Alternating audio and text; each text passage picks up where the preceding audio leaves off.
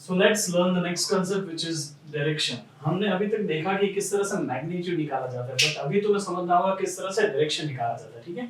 मैंने तुम्हें बताया डायरेक्शन निकालने के लिए एक ही चीज काम आती है, which is what? Unit vector. Yes, unit vector is giving you direction here. Unit vector वो चीज है जिससे तुम्हें तुम्हारे वेक्टर का डायरेक्शन मिलता है. Come on, let's learn what is unit vector.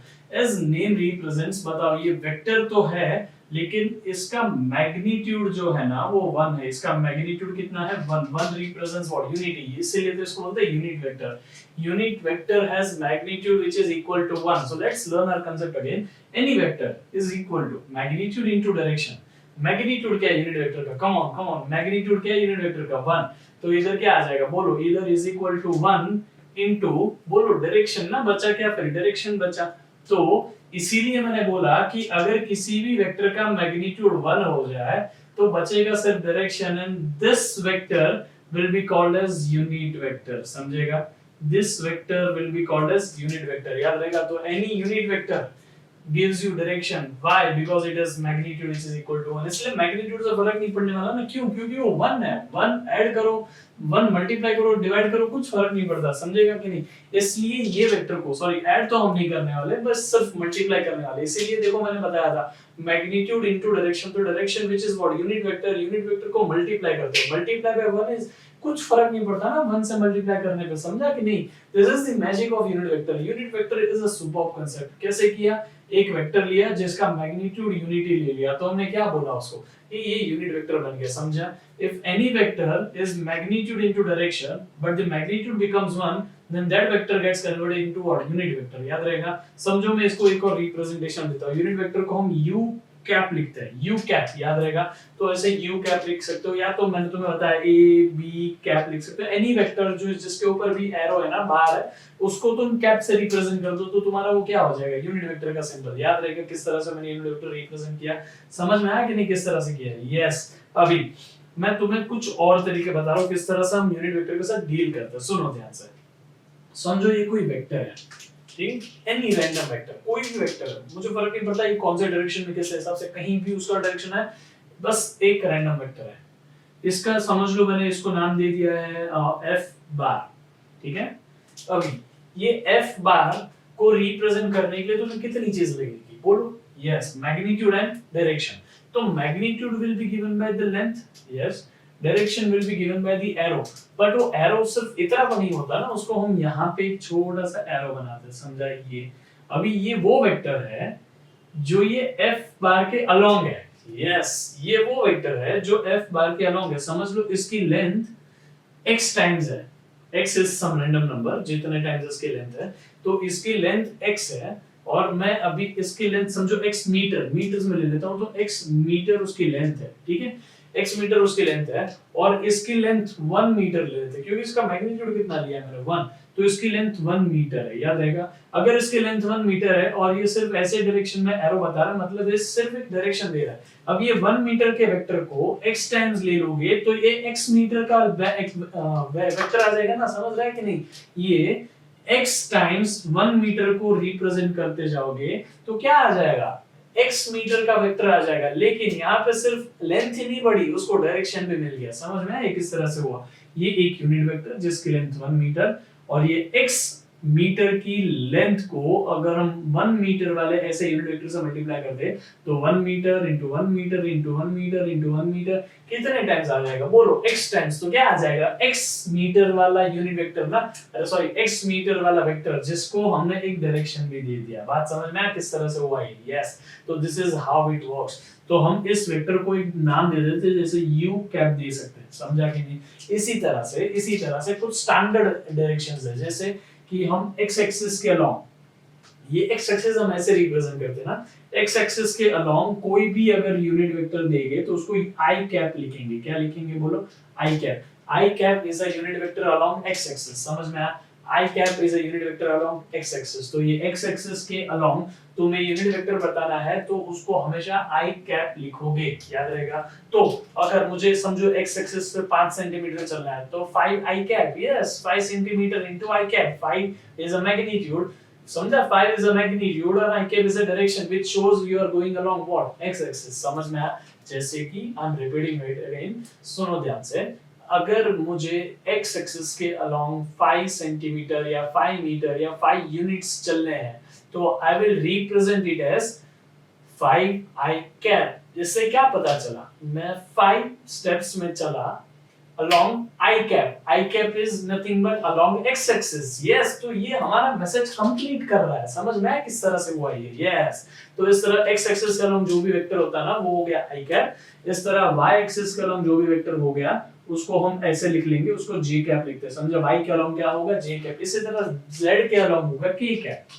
Come on, सिर्फ ये ऐसे सिंबल स्पेसिफिकली दे दिए गए ताकि हम उसको आसानी से पढ़ पाए। समझ लो, x के अलोंग i कैप, y के अलोंग j कैप और z के अलोंग k कैप। याद रहेगा? चलो एक एग्जांपल देता हूं, समझो। मुझे 5 स्टेप, या तो 5 तो बहुत बार है, come on let's count as 3 step. समझो मेरे पास y एक्सिस है, y एक्सिस पे मुझे 3 सेंटीमीटर चलना है।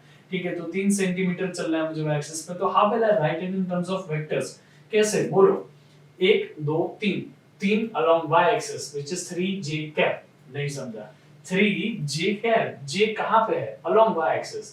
तो 3 एक उसको हमने मैग्नीट्यूड कितना ट्रैवल किया? 3। और कौन से डायरेक्शन में? along y axis। along y axis कौन सा डायरेक्शन होता है? Yes yes, j cap। Yes, या तो पूरा लिखने से अच्छा है ना, हमने सिंपल से कर लिया। तुम पूरा कैसे लिखते? 3 centimetre along y axis। Come on yaar, 3j cap represents the same thing। That is why the vector is making your life easy। Come on, are you getting it? हाँ, yes।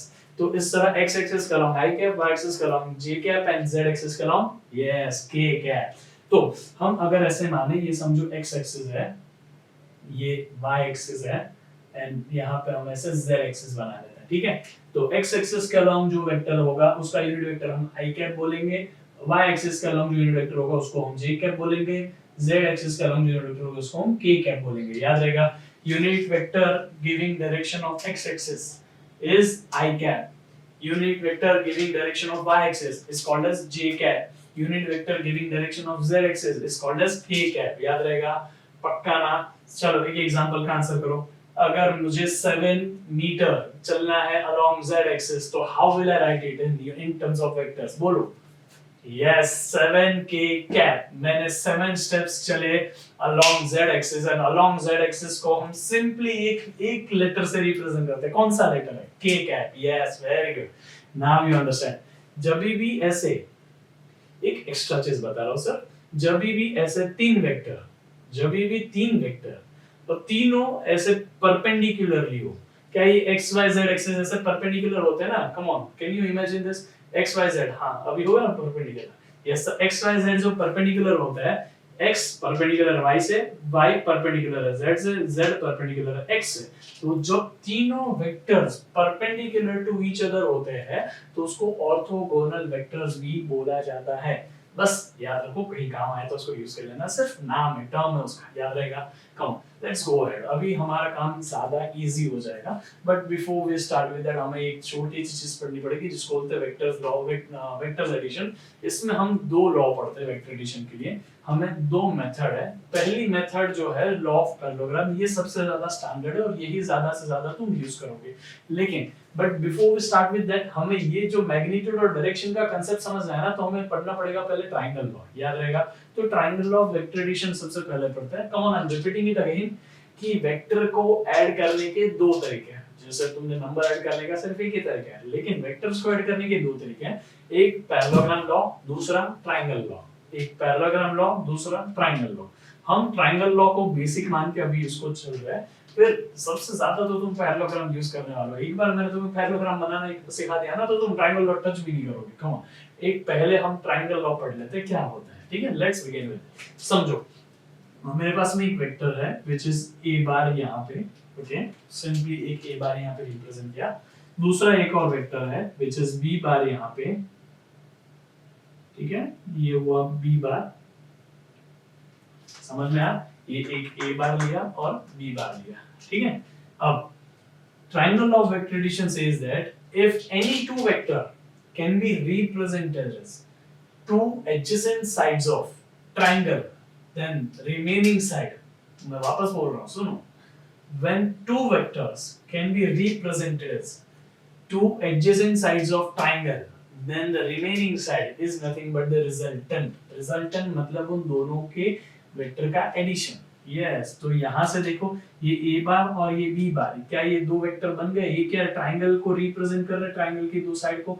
यस, तो जो remaining side होगी ना वो ये होगी, और ये रिमेनिंग साइड, ये जो थर्ड वाली साइड मैंने बनाई, this will be resultant of a and b। इसको मैं c बार बोलूं तो हम लिख सकते c bar is equal to a bar plus b बार। समझ में आया मैंने किस तरह से लिखा? c bar is equal to a bar plus b बार। कैसे? चलो, क्या वेक्टर्स यहां से शुरू हो रहे हैं? यस। क्या वेक्टर यहां पे एंड हो रहे हैं? यस। तो ये पॉइंट से ये पॉइंट पे पहुंचने के कितने तरीके बताओ? एक, a बार चलो फिर b बार चलो, तो a बार plus b बार चले। ठीक है, दूसरा तरीका c बार चले सिर्फ। तो ये दोनों तरीके में हम तो पहुंचे तो यही पॉइंट पे ना। कम ऑन यार, ये सेम डिस्प्लेसमेंट रिप्रेजेंट कर रहा है ना, तो ये हमारा हुआ a बार प्लस b बार, फिर भी यहाँ पे पहुंचे, एंड यहाँ से यहाँ चले तो भी c बार चल के भी यहाँ पे पहुंचे। तो both the things are giving same result, that's why I have equated this to, and c bar is equal to a bar plus b bar। समझ में आया कि किस तरह से ट्रायंगल को लिखा है? Yes, you need to understand this। Come on, ये इंपॉर्टेंट है, तुम्हें याद रहना चाहिए ये। ठीक है, ओके।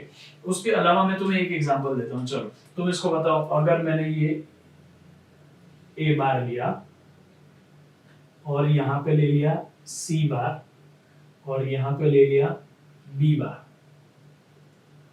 ठीक है, मैंने a बार, b बार और c बार दोनों ले लिया। अभी मुझे बताओ इसमें ट्रायंगल लगाओ। ट्रायंगल हो सर, ये तो कंफ्यूजन हो गया। नहीं नहीं नहीं नहीं नहीं, सुनो, तुम्हें कोई ऐसे पॉइंट से शुरू करना है जहां पे से दो वेक्टर शुरू हो रहे हैं। कौन से पॉइंट पे? क्या यहाँ से दो वेक्टर शुरू हो रहा है? नहीं। यहाँ से दो वेक्टर शुरू हो रहा है? नहीं। यहाँ पे तो एंड हो रहा है। यहाँ से दो वेक्टर शुरू हो रहे हैं? हाँ। और कोई ऐसा पॉइंट एक और फाइंड करना है जहां पे दो वेक्टर खत्म हो रहे हैं। कौन सा पॉइंट है? Yes, this point.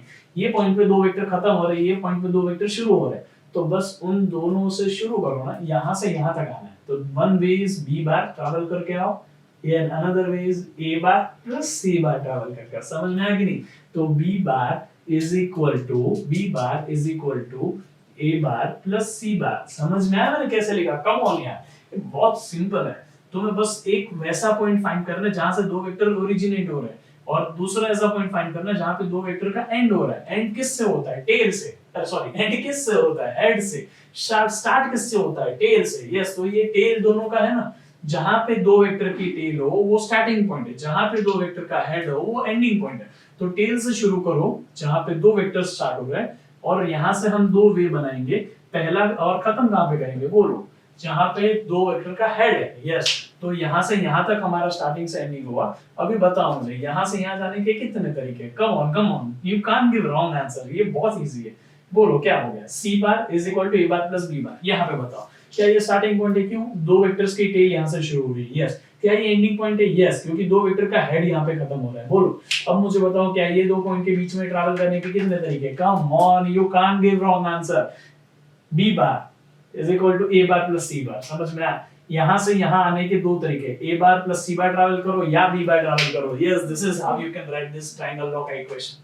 समझ में आया कि नहीं आया? हां कि ना? Yes, very good, thank you.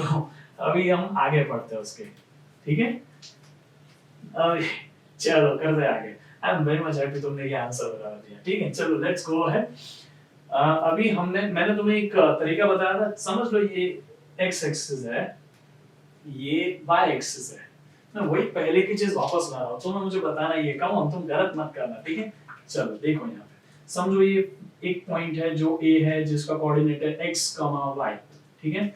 एक कोऑर्डिनेट्स है इस पॉइंट की x, y। This is what origin के पॉइंट्स होते हैं 0, 0। कम ऑन, अभी मुझे बताओ, पहले बेसिक आंसर करो। x के अलोंग यूनिट वेक्टर होता है, उसको क्या रिप्रेजेंट करते हैं? i cap. y के अलोंग यूनिट वेक्टर होता है, उसको क्या रिप्रेजेंट करते हैं? j cap. यस, तो x के अलोंग, चलो x के अलोंग जो यूनिट वेक्टर होता है उसको बोलते हैं i कैप। y के अलोंग जो यूनिट वेक्टर होता है उसको बोलते हैं j कैप। याद रहेगा? अभी मैं z एक्सिस नहीं ले रहा हूं, लेकिन मैंने तुम्हें बताया कि z एक्सिस कैसे एकदम सिंपली लिया जाता है। समझ रहा है कि नहीं? चलो, ये हो गया i कैप, ये हो गया j कैप। तो मुझे a बार, यहाँ पे देखो पॉइंट a है, यहाँ पे देखो ओरिजिन है विच इज पॉइंट o, उसको हम लेते हैं o पॉइंट, ठीक है? सबसे पहला मुझे बताओ पोजीशन वेक्टर कैसे बताएंगे? o a बार, ठीक है? तो o a बार, ठीक, हाँ कोई बात नहीं। मैंने तुम्हें बताया कैसे मैग्नीट्यूड निकालते हैं, लेकिन अभी मैं मैग्नीट्यूड निकाल रहा हूँ नहीं, मैं क्या निकाल रहा हूँ, डायरेक्शन निकाल रहा हूँ। सुनो ध्यान से कैसे, अरे सॉरी पूरा वेक्टर निकाल रहा हूँ, सुनना ध्यान से। ठीक है, ये ए ओ, ये पॉइंट ओ से शुरू हुआ, पॉइंट ए पे खत्म हुआ, तो ओ ए बार, समझ में आया। अच्छा अभी क्या ये लेंथ,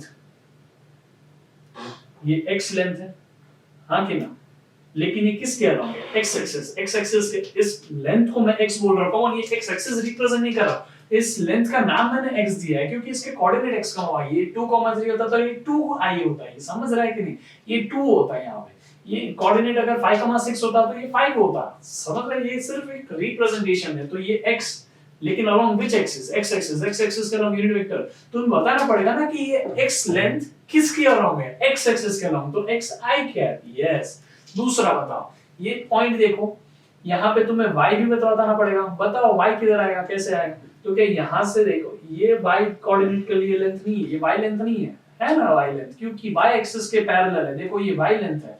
अब मुझे बताओ ये y लेंथ कितनी है, y कोऑर्डिनेट जितनी, क्यों, अगर ये 2,3 होता तो ये 3 था ना, 3 मीटर या 3 सेंटीमीटर था, ये अगर ये 5,7 होता तो ये 7 मीटर और 7 सेंटीमीटर है ना, लेकिन along which axis, yes along y axis, y axis का अलोंग यूनिट वेक्टर क्या है, j कैप, तो इसको yj कैप लिखेंगे, जैसे इसको xi कैप लिखा है, इसको yj कैप लिखना पड़ेगा। कम on you, did you understand this और नॉट, कैसे किया मैंने वो समझा, ये x कोऑर्डिनेट था, ये y कोऑर्डिनेट था, बट ये x कोऑर्डिनेट x के अलोंग था, ये y कोऑर्डिनेट y के अलोंग था, इसलिए मैंने इसको यहाँ पे x कोऑर्डिनेट को लिखा xi cap, it is along, it is one particular vector ना, ये वेक्टर भी तो है, देखो xi कैप बता रहा है, और ये वेक्टर भी तो है yj कैप बता रहा है, लेकिन अपन को xi कैप चाहिए कि yj कैप चाहिए, नहीं एक भी नहीं चाहिए, अपन को oa बार चाहिए, तो क्या अपना oa बार तो यही है ना, oa बार, समझ में आया, ये अपना है oa बार, ये तो ट्रायंगल दिख रहा है, देखना, हाँ क्या ये पॉइंट से सारे वेक्टर शुरू हो रहे हैं, दो वेक्टर, कौन से दो वेक्टर, देखो oa बार और xi कैप यहाँ से शुरू हो रहा है, यस।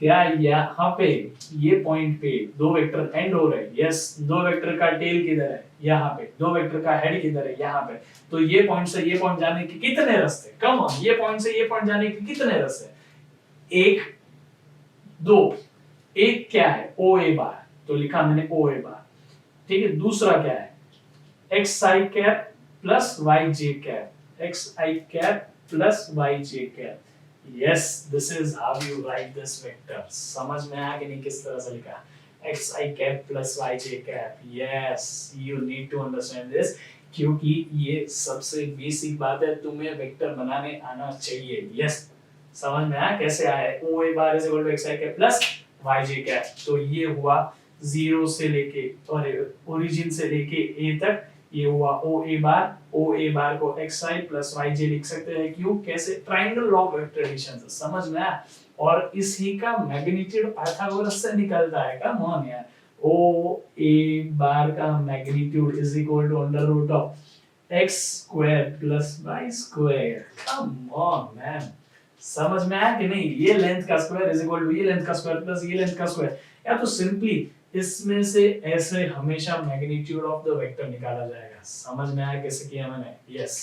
चलो एक और वेक्टर करते हैं, come on do it, let's do it, यहाँ पे इसको x1 y1 बोल दो, ताकि मैं यहाँ पे एक और पॉइंट ले पाऊँ, तुम्हें पता है ये कौन सा पॉइंट होने वाला है, come on b which is x2, y2, पहले इसके लिए तो चेंजेस कर लेते हैं, इधर x1 y1 है तो इधर भी x1 y1 हो जाएगा, इधर भी x1 y1 हो जाएगा, और इधर x1 y1 हो जाएगा, समझ में आया कि नहीं किस तरह से किया।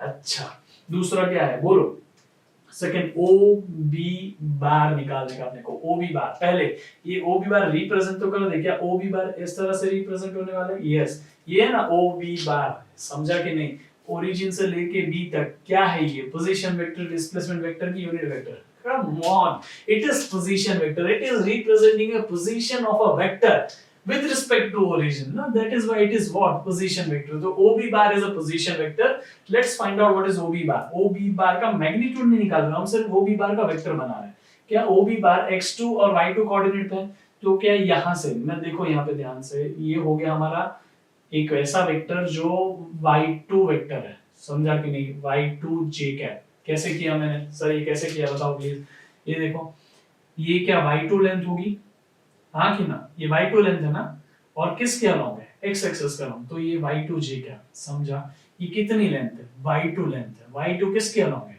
j के अलोंग, यस, इसलिए तो मैंने लिखा है y एक्सिस का along, y axis gives you the direction which is j cap, तो y2 j कैप हो गया ना ये। अच्छा ये भी तो बनाना पड़ेगा, तो यहां से तुम एक वेक्टर बनाओगे, समझो यहां से यहां तक आएगा वो वेक्टर, मैं इसी से बना रहा हूं, ये हो गया, ये कौन सा होगा बोलो, ये पॉइंट की लेंथ कितनी होगी, x2 ना, क्योंकि ये पॉइंट के यहां तक का डिस्टेंस x के अलोंग तो कितना है, x2 है, तो x2 लेकिन किसके अलोंग है, i के अलोंग, तो x2 i कैप, ये x2 i कैप, ये y2 j कैप, समझ में आया किस तरह से किया मैंने, ये x2 i कैप, ये y2 j कैप, क्यों, क्योंकि इस पॉइंट के कोऑर्डिनेट्स x2, y2 है, तो ये x कोऑर्डिनेट हो गया x2, ये y कोऑर्डिनेट हो गया y2, तो x2 is along x axis which is i cap और y2 is along y axis which is j cap, समझ में आया मैंने किस तरह से किया, तो x2 along x axis which is i cap, y2 along y axis which is j cap, yes. तो बताओ मुझे यहाँ पे ये वेक्टर क्या होगा, OB बार, तो ये है OB bar, come on let's put up a triangle law, triangle law कैसे लगाएंगे बोलो, क्या ये पॉइंट से दो वेक्टर शुरू हो रहे हैं, यस, क्या ये पॉइंट पे दो वेक्टर खत्म हो रहे हैं, यस, कौन से दो वेक्टर, ये दो वेक्टर देखो यहाँ से शुरू हो रहे हैं ऐसे, और ये देखो यहाँ पे दोनों वेक्टर खत्म हो रहे हैं, समझ रहा है कि नहीं, तो ये पॉइंट से ये पॉइंट जाने के कितने रास्ते, दो रास्ते, एक OB बार, दूसरा x2i cap plus y2j cap, please don't get confuse, मैं सिर्फ ये लाइंस की बातें कर रहा हूं, x2i cap plus y2j cap is equal to OB bar, yes, x2i cap क्या आएगा बोलो, x2i cap plus y2j cap, ये हो गया ना हमारा OB बार, कम ऑन, इसका मैग्नीट्यूड कैसे निकालते, सुनो, OB बार का मैग्नीट्यूड इज इक्वल टू ये x2 कोऑर्डिनेट का स्क्वायर प्लस y2 कोऑर्डिनेट का स्क्वायर और अंडर रूट, बस इसे भी तुम याद रख सकते हो कि इसमें से ऐसे निकालते हैं, बाकी तुम्हें पहले वाला कुछ याद रखने की जरूरत नहीं, लेकिन अगर वो नहीं आता तो यहाँ पे वो समझना डिफिकल्ट पड़ता है कि सर ये आया कैसे, कम ऑन, तुमने पाइथागोरस लगाया ना, ये चीज, ये जो मैं ला रहा हूं ना, ये और सिंपल हो जाएगा, तुम्हें एग्जैक्ट कांसेप्ट समझ जाएगा जब मैं तुम्हें लॉ ऑफ पैरेललोग्राम बताऊंगा, क्योंकि ये वैसे पाइथागोरस नहीं लगाते, कम ऑन, ये लॉ ऑफ पैरेललोग्राम लगाता है,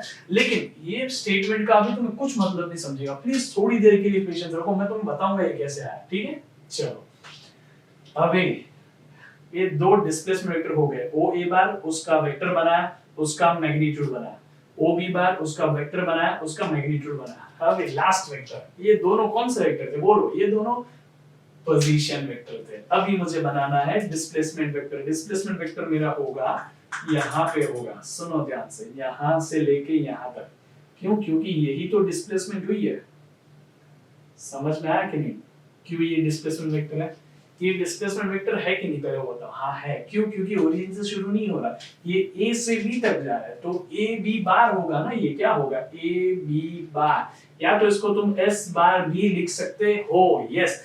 अब मुझे बताओ क्या ये वेक्टर अगर मैं यहाँ पे रिप्रेजेंट कर रहा हूँ तो उसकी x लेंथ कितनी हुई, इस वेक्टर की सिर्फ x लेंथ, A से लेके B तक की x लेंथ बताओ, कम ऑन, A से B तक की x लेंथ होगी x2 माइनस x1, ये x1 है, यहाँ तक x2 है, तो ये x2 माइनस दिस x1 ना, ये देखो x1 इतना माइनस कर दिया तो बचा क्या, ये x2 माइनस x1 ना, समझ में आया कि नहीं, है x2 माइनस x1, लेकिन along which axis, x axis, तो i कैप, मुझे बताओ इसका y कोऑर्डिनेट निकालना है, इतना निकालना है, बताओ। अच्छा ये हमने x एक्सिस उसका x कोऑर्डिनेट बना लिया ऐसा, x2 x1 और along x axis which is i cap, यहां पे बताओ मुझे ये क्या है बोलो, इतना लेंथ कितना था y2, इतना लेंथ कितना है बोलो, देखो y1 है ना, तो y2 minus y1 gives you this much, y2 minus y1, लेकिन along which axis, y axis, that is why it is j cap, yes। तो now let's put up triangle law, क्या है, यहाँ पे है x2 minus x1 i cap, यहाँ पे है y2 minus y1 j cap, and यहाँ पे है a b bar, yes you understood it, come on let's write it out, तुम लिखने की कोशिश करो ना पहले, चलो अभी मैं लिख रहा हूँ, देखो यहाँ पे ये क्या आ जाएगा, a b bar is equal to A B bar, triangle law लगा रहे हैं, ये पॉइंट से शुरू करेंगे जहां से दो वेक्टर शुरू हो रहे हैं, ओरिजिनेट हो रहे हैं, ऐसे पॉइंट पे आएंगे जहां पे दो वेक्टर एंड हो रहे हैं, जहां पे दो वेक्टर का हेड है, कम ऑन लेट्स अप्लाई, यहां से यहां तक पहुंचने के कितने रास्ते हैं, एक ये और दूसरा ये रास्ता बताओ, ए बी बार, दूसरा रास्ता बताओ ये और ये, समझ रहे हैं, तो ए बी बार जो यहाँ से यहाँ हमने ट्रैवल कर चुके हैं। दूसरा x2 minus x1 i cap plus y2 minus y1 j cap, x2 minus x1 i cap plus बोलो बोलो बोलो क्या आएगा, y2 minus y1 y2 minus y1 j cap. समझ में आया किस तरह से लिखा मैंने? ये क्या है? Come on, you need to understand this. क्या हुआ ये बोलो, x2 minus x1 i cap, ये रहा ना पहला वेक्टर। दूसरा वेक्टर क्या है, y2 minus y1 j cap, ये रहा y2 minus y1 j cap. तो ये चले प्लस ये चले तो ये चल गए ना। कम ऑन यार, यहां से यहां जाने के दो तरीके हैं, A B bar and x2 minus x1 i cap plus y2 minus y1 j cap. तो वो क्या है, ये ट्रायंगल लॉ के हिसाब से हमने ये वेक्टर बना लिया।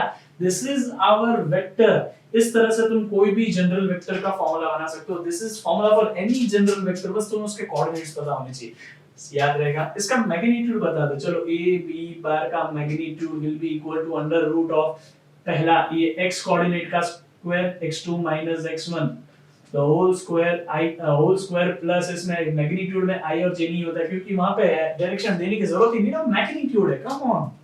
दूसरा क्या आएगा, y2 minus y1 स्क्वायर, याद रहेगा। तो ये हो गया x2 minus x1 the whole square which is i के पहले जो है उसका स्क्वायर प्लस j के पहले जो उसका स्क्वायर, तो x2 minus x1 the whole square plus y2 minus y1 the whole square, याद रहेगा कि नहीं? This is how we calculate the magnitude of any vector. तो ये सबसे इंपॉर्टेंट है। यहाँ पे मैंने इन जनरल जो भी वेक्टर तुम पढ़ोगे ना पूरी लाइफ में उसका बताया, लेकिन एक चीज तुम्हें समझ में होगी, z एक्सिस होगा तो क्या होगा। कम on, let's recall it. AB bar is equal to x2 minus x1 I cap plus y2 minus y1 j cap plus z2 minus z1 k cap. Yes, very good. And AB bar का magnitude is under root of x2 minus x1 the whole square plus y2 minus y1 the whole square and z2 minus z1 the whole square. You understood it? Yes, very good.